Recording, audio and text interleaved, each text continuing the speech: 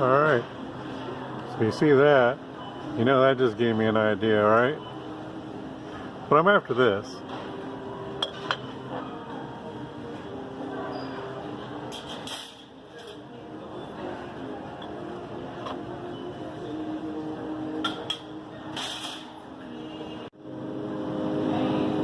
I think I want some of that too.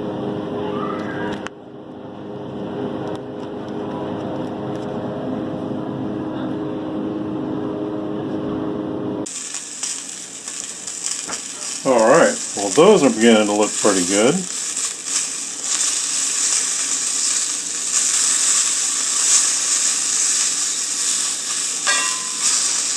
Mighty fine.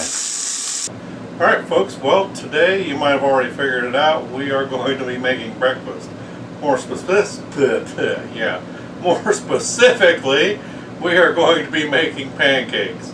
And this is one of the very first things that I can recall attempting to make prior to, or I should say when I was a kid, after learning how to make, say, Campbell's soup, which was add a can of soup into the pan, add a can of water into the pan, and make it boil.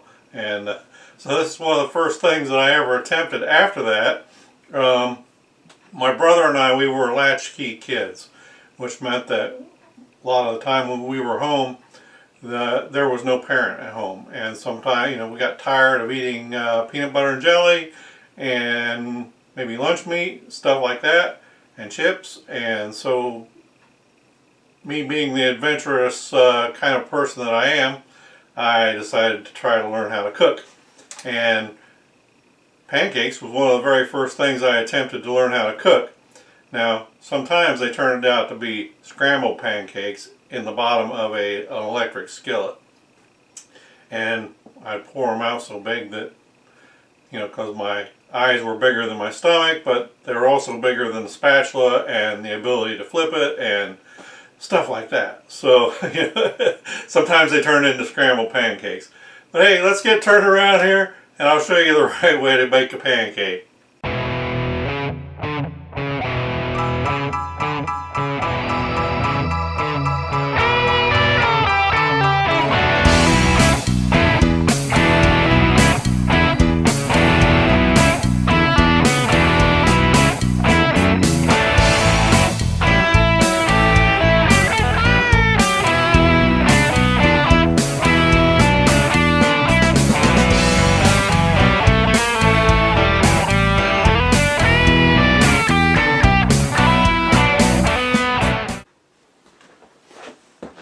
Alright, so we got a mixing bowl here with a whisk, and then we got 2 cups of milk, and just short of 2 cups actually, and that's because I want to take a look at it. I can always add a little more depending on what I think the batter looks like. We're going to use 2 cups of, in this case, whole wheat flour, but your regular all-purpose flour will work, white flour. We've got some baking powder. Then we need some salt, and I've got 2 eggs here, 2 large eggs. I've also got about 2 tablespoons of melted butter here.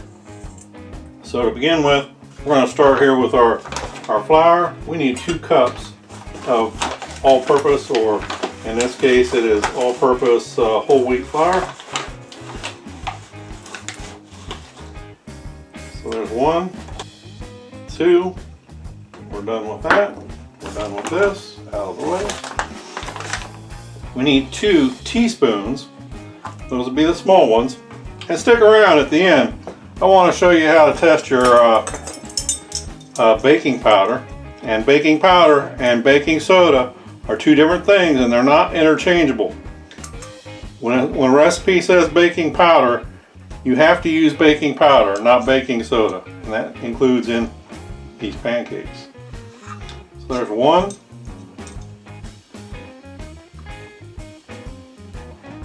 And there's 2. And baking powder and baking soda have a lifespan. And I will show you a simple method to determine whether or not your baking powder is still usable. Now, I need 2 teaspoons, those would be the small ones again, of salt. too. Now, and you can make this ahead the night before. And I know the holidays are coming up and all that, and you might have some company coming over. And so, hey, put it in the refrigerator the night before, get up and get ready to make breakfast. I'll put our 2 eggs in here. Actually, we're going to kind of whisk that around. First, make sure we got our dry ingredients mixed well.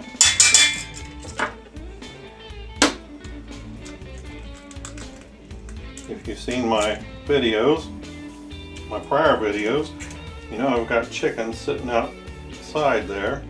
I think I just got a piece of shell in there. And so guess where the eggs came from? There we go. 2 large eggs. Then our 2 cups of milk. You want to make sure you save that melted butter for last. The reason being is if we pour this melted butter into this cold milk, guess what's going to happen to the melted butter? Okay, so we're going to whisk this all together and we will come up with our batter.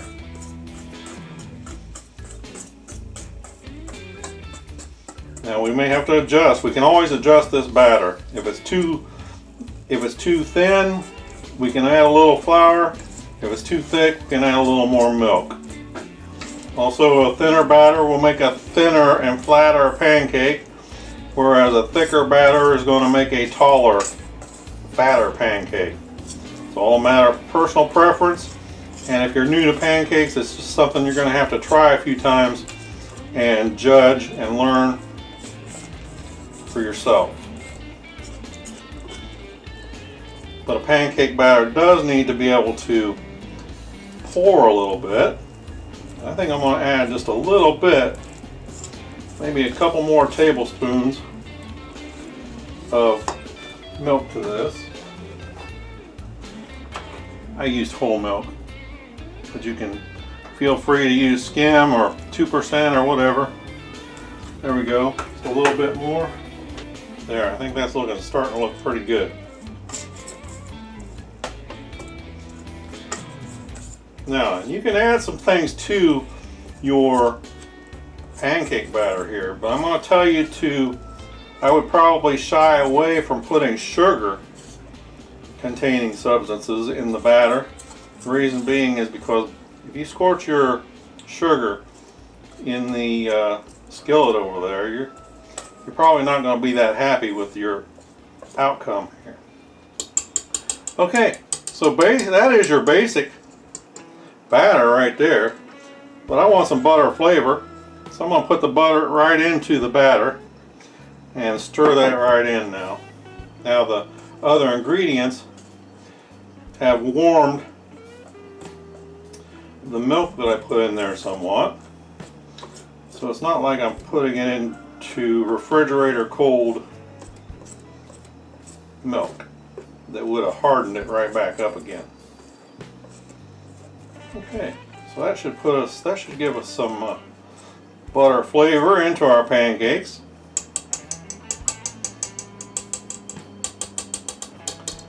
Time for that to be put out of the way. I think I'm done with it. So we're going to go over here and we are going to heat up some oil in the skillet. Alright, kind of looks like we're about to the point of being able to start making some pancakes. Need to make sure I got my spatula on hand. And here we go.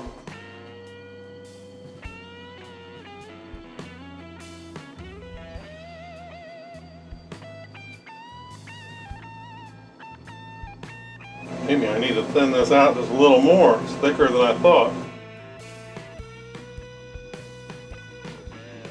1 minute, 37 seconds later.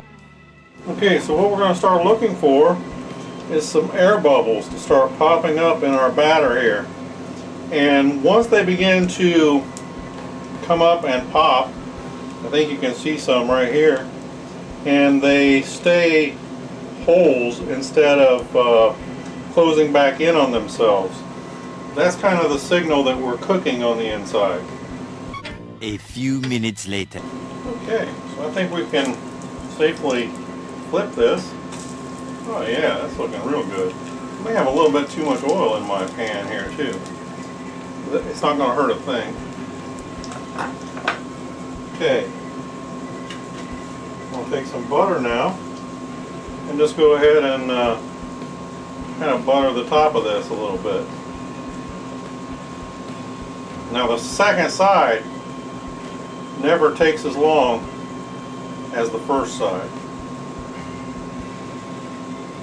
Okay, so there we go. Also, you'll find out that your pancakes tend to be oil sponges.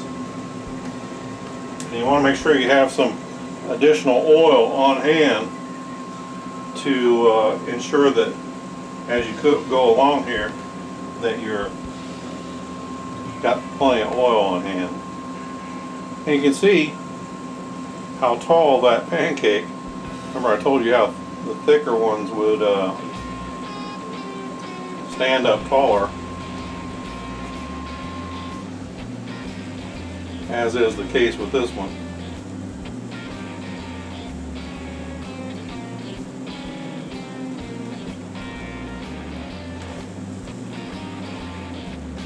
Now then, let's set that right there on my plate. And we're going to come right back at it with another one. And possibly even two. That looks a little better.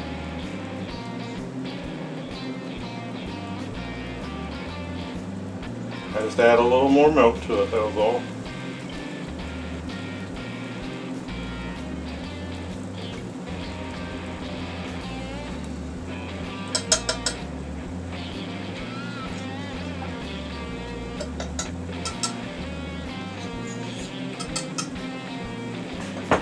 Now I do have a griddle up here, but I prefer a skillet because if you start popping or splattering a little bit of oil, a skillet has sides and it'll keep some of it within your skillet rather than all over the top of your stove and whatnot. So it makes cleanup a little bit easier.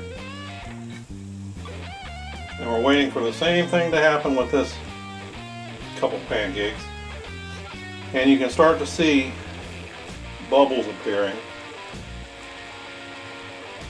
especially around the edges. A few minutes later. So you got these bubbles sticking in the batter there.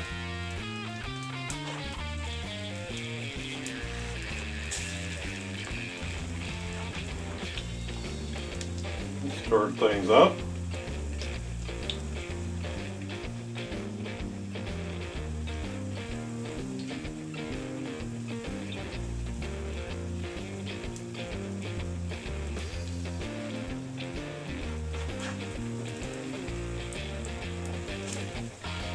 Go ahead and put a little butter on these while they're still good and warm,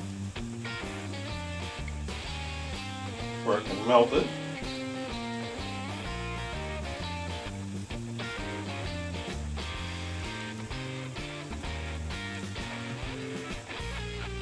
And while you're pretty much standing here doing not much anything anyhow.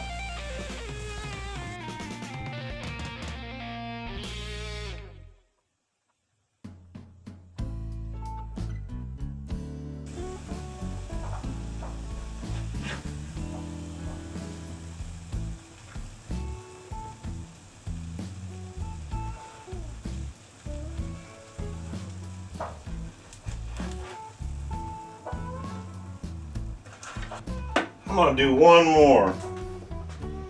I'll make a four pancake stack here.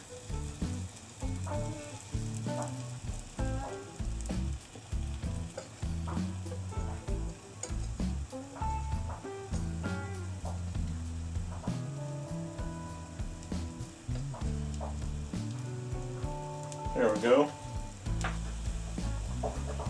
Now then, you'll notice how much oil I started out with when I started making these pancakes. And That's pretty much dry skillet right there. Or not dry, but... Okay, I'm going to turn the heat off. I don't think I need it anymore. I'm going to pull that last pancake out of there, I think.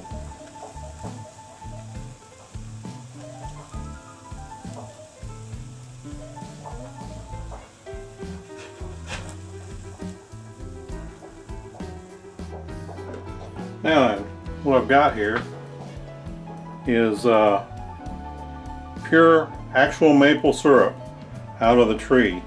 And it's not Mrs. Butterworth or Aunt Jemima or Log Cabin. Those are not real maple syrup. You know what? If you want to treat yourself and your guests right, or your family, why not splurge a little bit and buy some real maple syrup here. Now I'm going to stick that syrup in the microwave for about 20 seconds.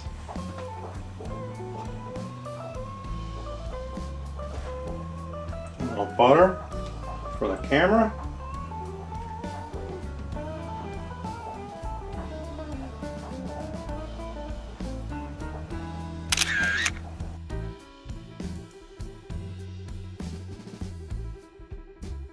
Alright folks, you know what time it is, right?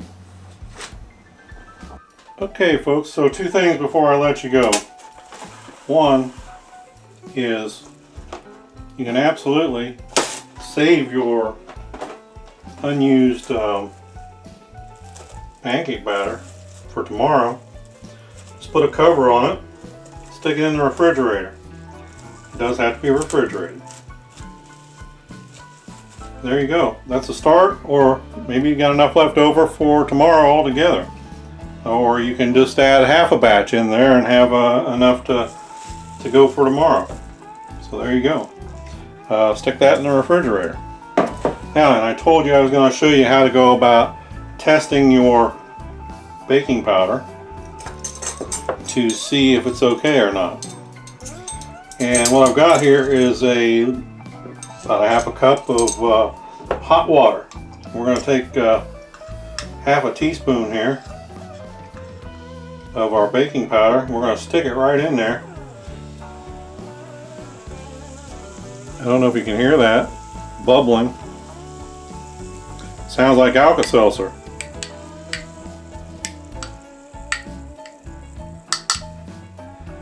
Then here in a minute we'll come back and look at it. It should be all, you see how foamy it's getting like in there? That is what causes it to produce bubbles and whatnot in, say, your cookies or cakes or whatever it is you're baking. Bread, well, bread's done by yeast, but maybe quick breads and that kind of stuff. There you go. That's how you test it. If it foams up like that, it's still good to go. But it's actually supposed to be good for 9 months to a year. Alright, there you go. Alright folks, you saw how easy that was. You saw everything there was to it. Now then, it's time for the payoff. I got this nice fat stack of pancakes here. Real maple syrup on it.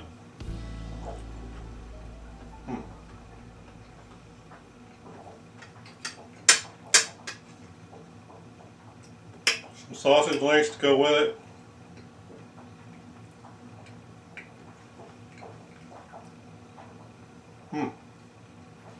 That's a breakfast to be proud of, folks. And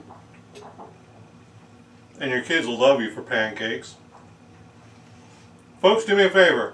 If you like what you're seeing, down here in the bottom right hand corner, hit like and subscribe. And stay tuned. There's always more to come. Thanks for watching. Oh, and eat some pancakes. Man.